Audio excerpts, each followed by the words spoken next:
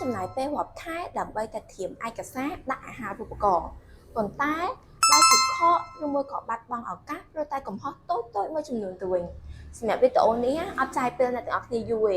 យើងទៅដឹងនិងស្វែងយល់ពីកំហុសតូចទាំងនោះជាមួយគ្នា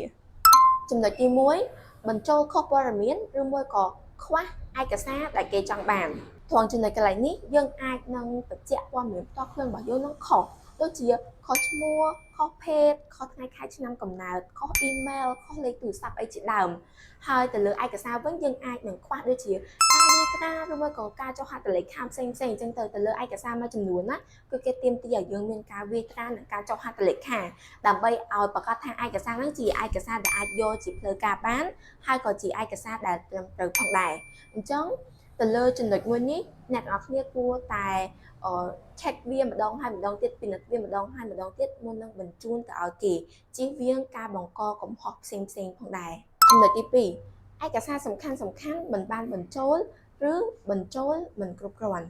ថយចំណុចនេះជាចំណុចដែលអ្នកទាំងអស់គ្នាគួរតែប្រុងប្រយ័ត្ននិងយកចិត្តទុកដាក់ជាមួយចំណុចនេះឲ្យមែនទែន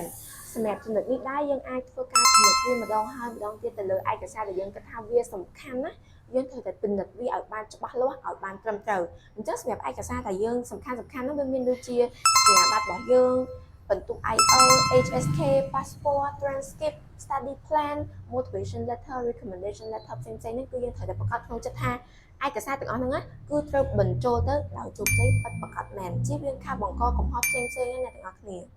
ចំណុចទី3មិនបំពេញឯកសារតាមលក្ខខណ្ឌនិងមិនគោរពកាលបរិច្ឆេទត្រង់ចំណុចនេះជាចំណុចចុងក្រោយដែលយើងត្រូវតែច្បាស់លាស់ថាឯកសារដែលគេឲ្យយើងបំពេញហ្នឹងគឺយើងបានបំពេញរួចរាល់ហើយសពគ្រប់អស់ហើយមួយវិញទៀតច្បាស់លាស់ទៅលើព័ត៌មានដែលយើងបានបំពេញហ្នឹងយើងត្រូវប្រកាសថាជាព័ត៌មានដែលពិតជាព័ត៌មានច្បាស់លាស់ជាព័ត៌មានត្រឹមត្រូវយកជាការបានហើយទៅលើ deadline